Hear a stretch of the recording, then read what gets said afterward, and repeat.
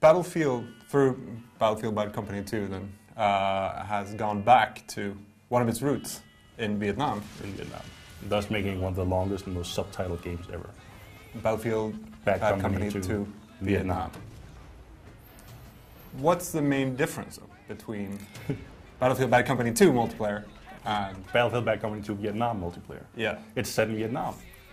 Hey! Hey! Review done. Oh yeah, totally. No, the main difference is that, you know, in Bad Company 2 you have all these high-tech gear like scopes and motion sensors and gun attachments and all that. Vietnam is set in Vietnam, obviously, so all that high-tech stuff isn't invented yet. So, you know, the only guns that have scopes are the sniper rifles, and the gun attachments have been replaced with an actual grenade launcher gun and stuff like that. There's no motion sensors. All of the, you know, weird stuff, so to say, is gone. And that means the game is, you know, much more up close, personal, in your face type action than the usual game is. Okay, and that works out. That works so well. Oh, so well. In what way? Well, I mean, you know, it feels like a, you know, sort of rougher, more visceral game, and also like a more pure game. You know, because you aren't just getting hit by guys you can never see off in the distance, and because he had some weird gadget that you didn't have or whatever.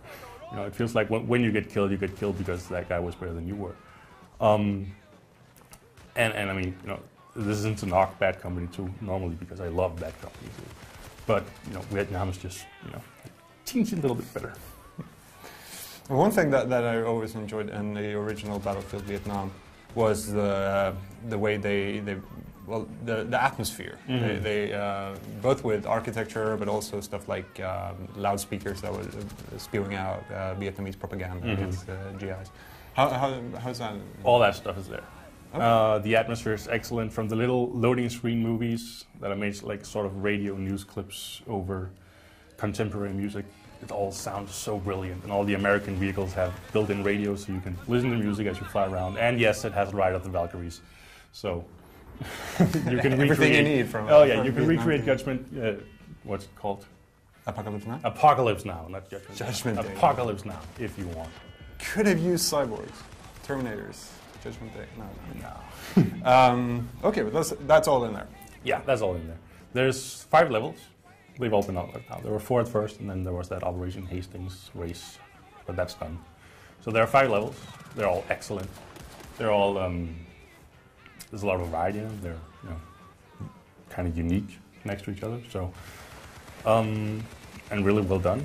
And they support all game modes, all of them. So you can play Rush or what's it called, Conquest, or whatever you want. And it's just great. It's great. So that's it. It's great. Well, yeah, Anything and it's really good value for money, because it feels like a brand new, separate, complete multiplayer game for the price of, you know, a large DLC pack. It's nice. All right, fair enough. And it has a flamethrower. An Which awesome, is that flamethrower? great-looking flamethrower. Ride of the Valkyries. Yes. Music. That's awesome. Guns that are awesome. Guns are awesome. General awesomeness. And everything unlocked from the get-go, so you don't even have to worry about that. Okay. Fair enough.